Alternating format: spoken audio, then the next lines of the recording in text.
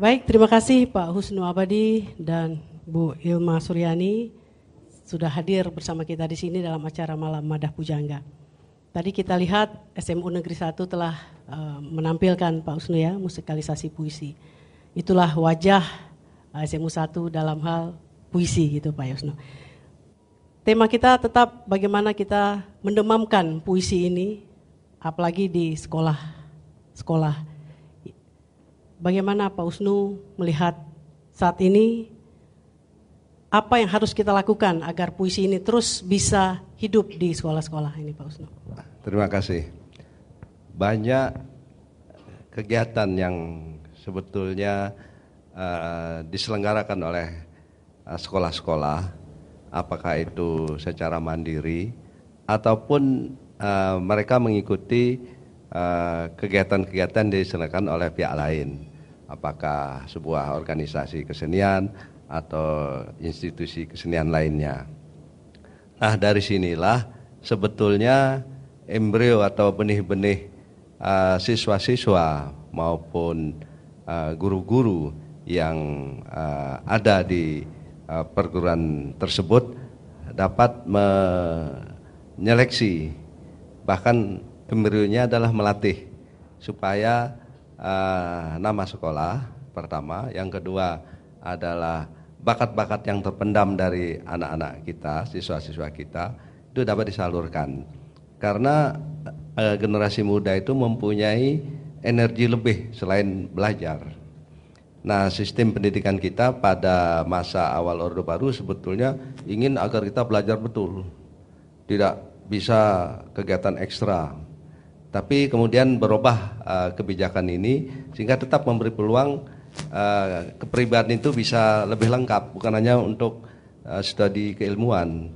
Oleh karena itulah sekolah-sekolah apalagi pada masa sekarang ini mempunyai peluang besar untuk menggerakkan kegiatan-kegiatan termasuk dalam hal ini adalah kesenian, termasuk sastranya. Khusus untuk puisi ini bagaimana Pak Husnu melihat hal ini? Kita katakanlah misalnya di sekolah-sekolah Pekanbaru sendiri, bagaimana minat siswa-siswi? Menurut pengamatan saya, beberapa sekolah memang cukup menonjol. Artinya kegiatan rutin yang dia laksanakan, apakah untuk memperingati hari-hari besar nasional atau hari-hari keagamaan, selalu ada yang namanya seni membaca, puisi, pantun atau gurinman dan sebagainya, pasti mereka adakan. Tapi ada beberapa sekolah yang tampaknya kurang memberikan perhatian yang wajar pada kegiatan-kegiatan seperti ini. Oleh karena itu, kegiatan-kegiatan semacam yang kita adakan ini sebetulnya untuk menebarkan virus-virus keinginan anak-anak sekolah supaya lebih maju.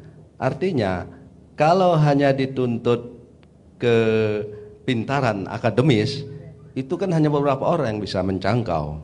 Tetapi selain itu, manusia itu dibentuk juga bukan hanya dengan kriteria akademis, tapi juga seni atau bakat-bakat lainnya, misalnya olahraga dan lain sebagainya.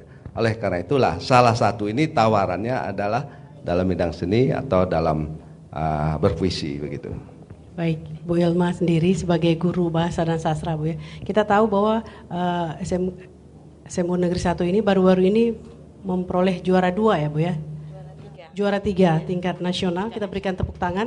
Juara 3 tingkat nasional dalam Festival Musikalisasi Puisi yang diselenggarakan oleh Kantor Bahasa, Pusat Pengembangan dan Pembinaan Bahasa, Kementerian Pendidikan dan Kebudayaan Republik Indonesia.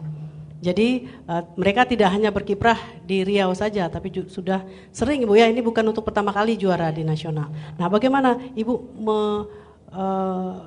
katakanlah Pak Husnu tadi mengatakan bahwa menyebarkan virus untuk berpuisi itu di SMU Negeri 1 Bu? Selamat malam sebelumnya. Assalamualaikum warahmatullahi wabarakatuh.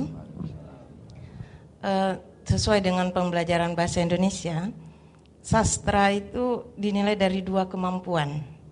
Kemampuan reseptif dan kemampuan produktif. Dimana kalau kemampuan reseptif, siswa itu bisa dari mendengar dan membaca.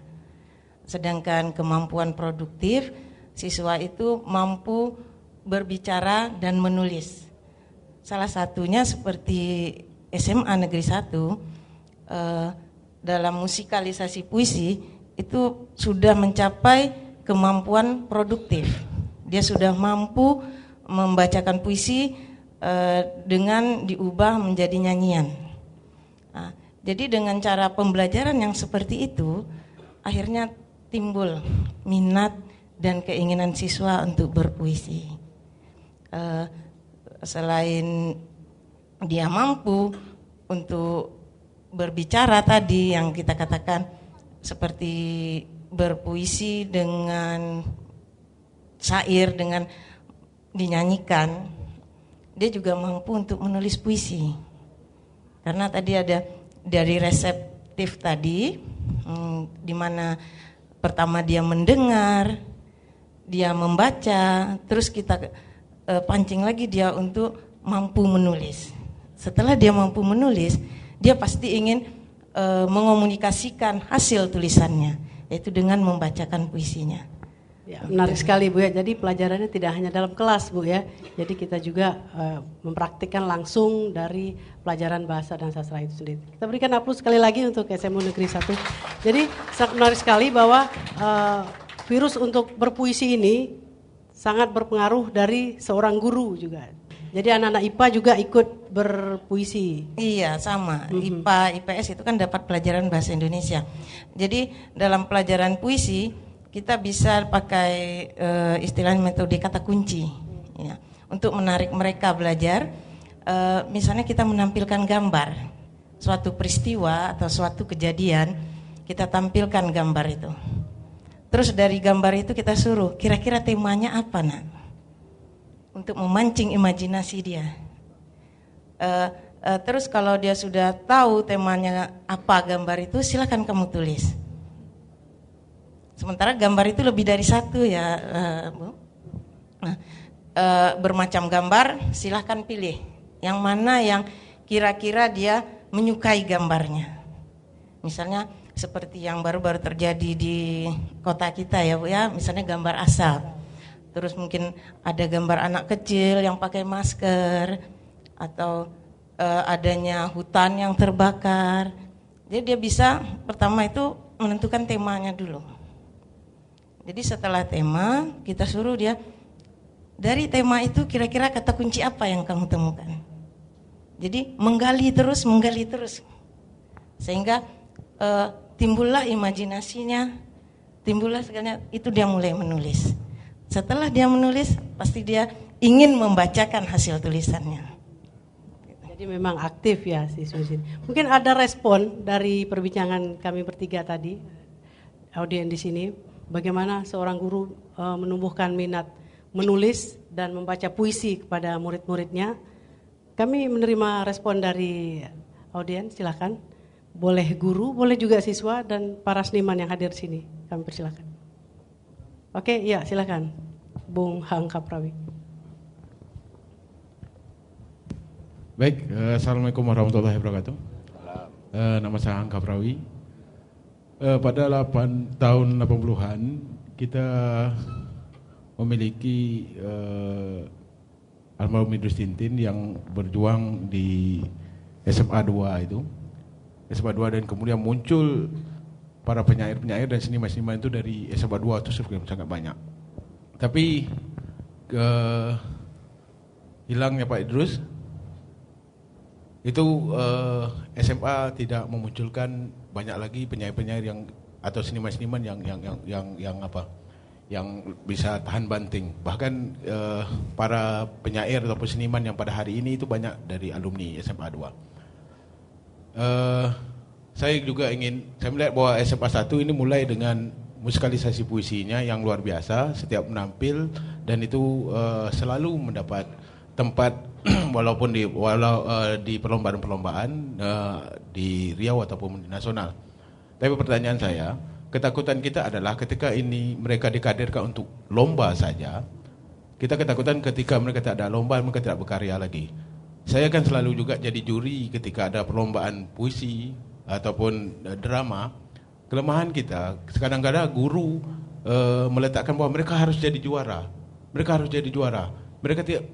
Hasilnya akhirnya mereka adalah orang-orang yang ikut lomba gitu. Tapi seharusnya mereka yang paling penting adalah mereka harus tampil di depan, dan juara 1, 2 itu urusan yang kemudian lah gitu ya. Artinya juga saya pikir bahwa harus ditanam rasa kecintaan itu, baik puisi, baik pun kesenian yang lainnya, bahwa mereka bukan untuk lomba tapi adalah untuk hati nurani. Tapi untuk pendekatan untuk awal-awal tidak ada masalah. Itu mungkin Bu. Yang kedua yang ingin saya bertanyakan adalah berapa persen kurikulum di sekolah, ini kan kurikulum kan datang dari pusat langsung untuk bahasa dan sastra itu. Berapa persen di situ mengenalkan para penyair-penyair Riau kepada anak-anak didik kita? Berapa persen? Dan metode apa mereka bisa mengenal penyair-penyair Riau dan seniman-seniman Riau sendiri? Kadang-kadang kan dah tamat selesai sekolah, mereka tak kenal juga dengan penyair-penyair Riau gitu kan. Pada Pak Husnu Abadi, Pak, bagaimana ini kita bisa mungkin saja seperti Pak almarhum Idrus Tintin itu memunculkan generasi-generasi muda yang betul-betul ingin berdarah-darah, ingin generasi muda, anak-anak tamatan SMA itu dan SMA itu sendiri suka dengan kesenian dan terutama kepada puisi. Terima kasih. Itu saja. Assalamualaikum warahmatullahi wabarakatuh. Waalaikumsalam.